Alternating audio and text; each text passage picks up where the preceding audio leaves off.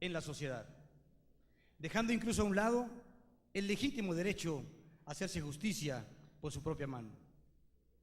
Pero ese pacto social que tratadistas como Juan Jacobo Rousseau y John Locke denominaron como el contrato social, no solo incluía sujetarse a un Estado de Derecho para que una autoridad le otorgara justicia, sino que ese pacto social establecía también el ceder a favor de un ente denominado Estado la facultad de regular la convivencia social de los hombres en todos sus aspectos, dotando incluso a ese poder de Estado del poder coercitivo necesario para hacer valer sus determinaciones. Todo a cambio de que ese Estado satisfaciera plenamente sus necesidades, desde las más elementales como salud, alimentación, educación, vivienda y servicios públicos, hasta las más apremiantes que hoy desgraciadamente aquejan nuestra sociedad: seguridad, justicia y libertad. Por eso, amigas y amigos, los ciudadanos son quienes tienen el derecho, y debo decir, hasta la obligación, de exigir a la autoridad el cumplimiento de las facultades que se le confirieron, en devolución de la confianza otorgada al haberlos elegido como gobernantes, ya como funcionarios públicos, ya como legisladores, ya como representantes populares.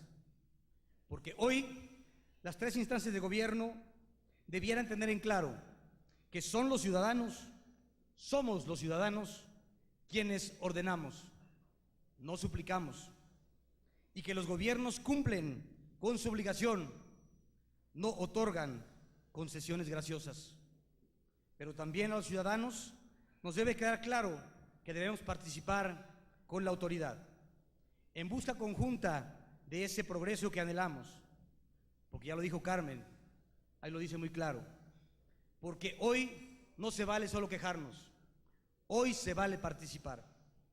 Y Parlamento Ciudadano, su Consejo Consultivo, en cuyo nombre orgullosamente hoy me expreso, nace precisamente para fomentar esa participación. Participación en todos los ámbitos de la vida pública y privada de nuestro Estado, en lo cultural, en lo intelectual, en la educación, en la familia, en lo social. Parlamento debe estar presente en todos y cada uno de los ámbitos de la vida nacional. Pero hoy también Parlamento puede participar en política. Porque hoy, como nunca antes en la historia de nuestra nación, existen mecanismos de participación ciudadana en la toma de decisiones de gobierno.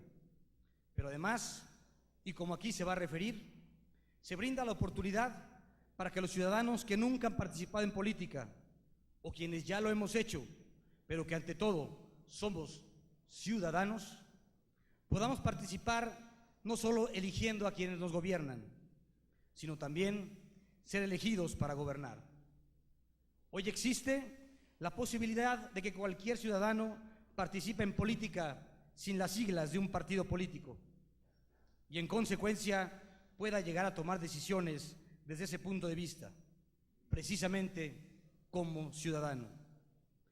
Sabemos que en lo ideal hubiera sido deseable que fuera más fácil esa participación, sin tantos candados, sin tantos requisitos.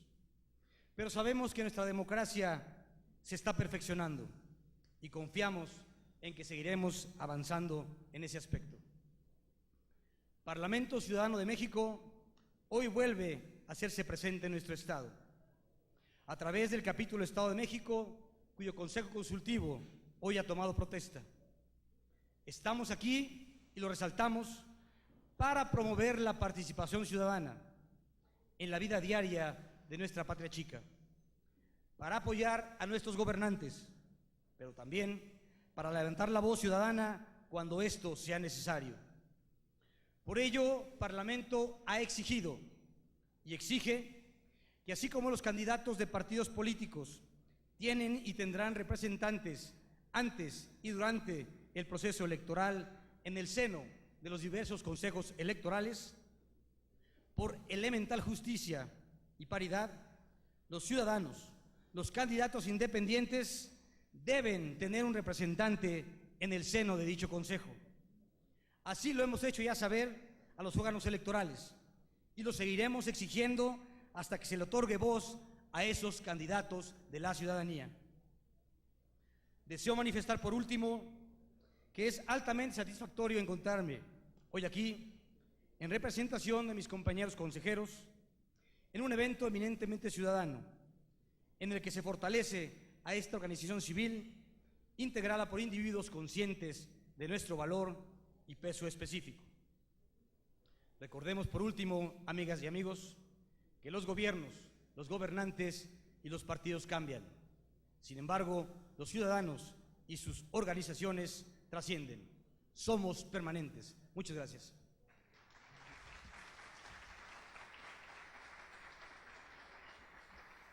A continuación daremos paso a las conferencias magistrales y para ello nos gustaría invitar a nuestros ponentes a pasar a la parte de enfrente y tengo el honor de presentarlos.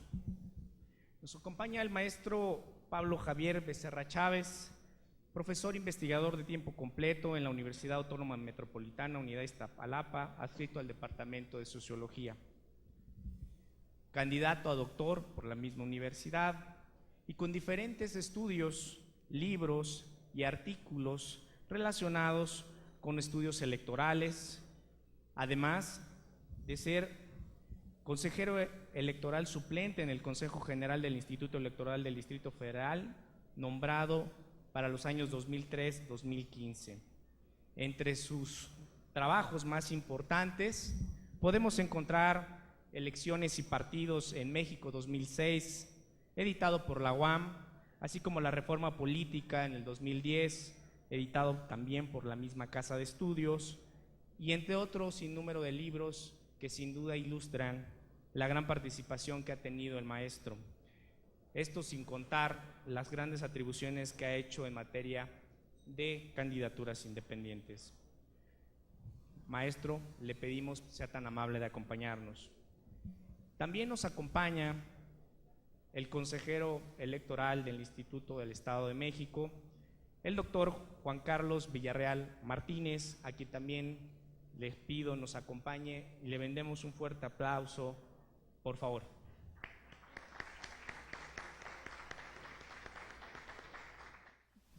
Le quisiera yo dar la palabra para que pudiéramos empezar a platicar con quienes hoy nos acompañan en un ambiente reflexivo, de opiniones, sobre los retos y desafíos que tiene el Instituto Electoral del Estado de México para el próximo proceso electoral y, consecuentemente, los temas importantes. Sí, con todo gusto.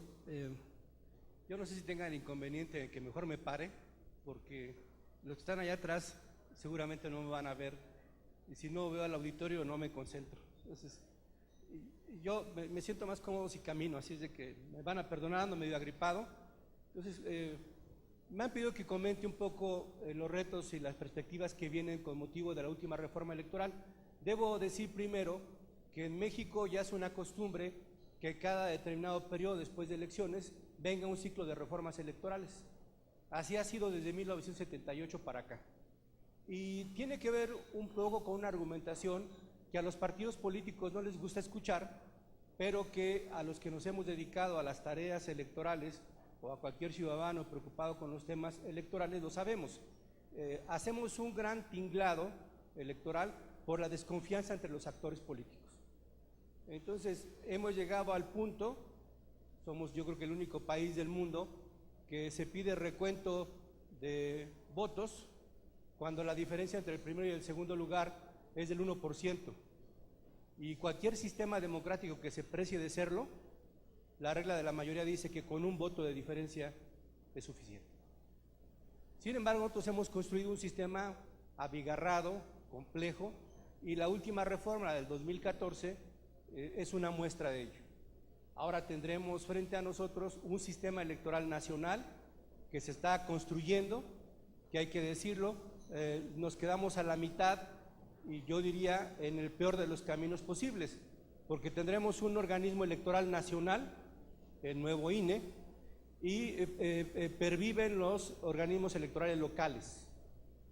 Eso significa que lo que ofrecieron los señores diputados respecto de que iban a ser elecciones más baratas, simplemente no va a ser así.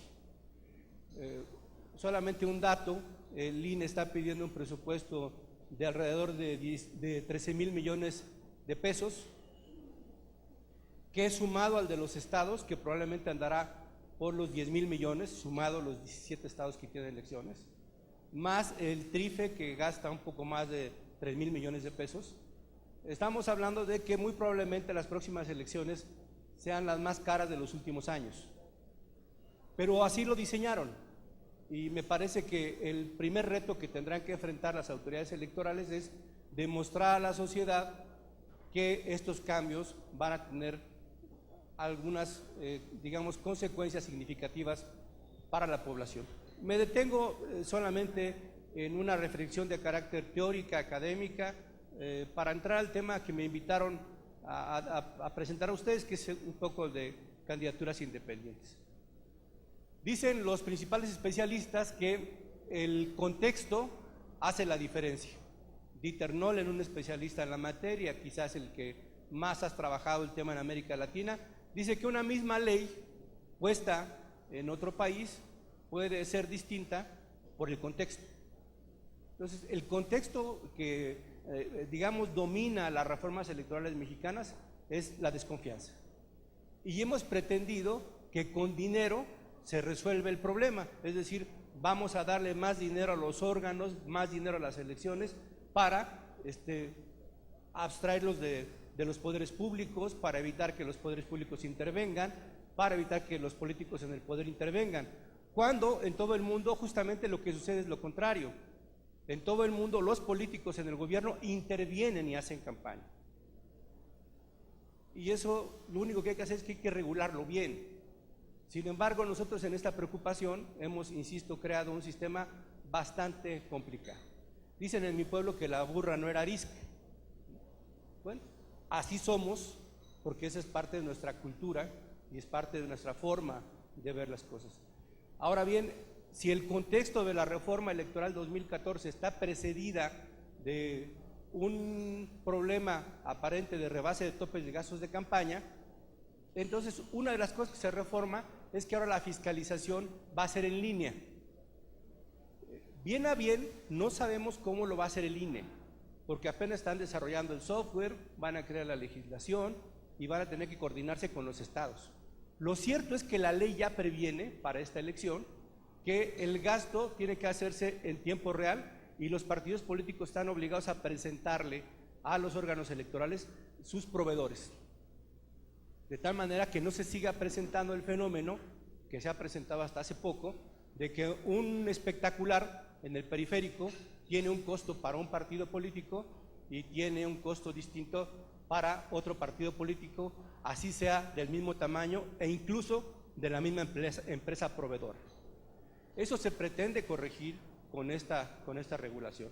Un poco lo que ya conocemos nosotros como ciudadanos con nuestros gastos que hacemos ante Hacienda, así es un tanto el modelo.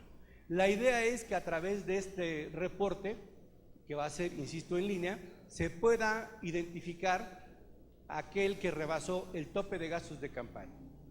Y de nueva cuenta aquí surge una medida que, bueno, a muchos que nos dedicamos a esto, Pablo Javier, quién sabe qué opinión tenga de él, pero a mí me parece que es un exceso en términos de legislación, porque el que rebase los topes de gastos de campaña puede perder la elección, se anula la elección, si el rebase es determinante y la diferencia entre el primero y el segundo lugar es de menos 5%.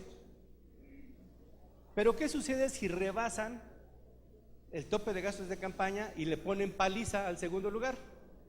Ahí no se anula la elección, ahí es sanción administrativa.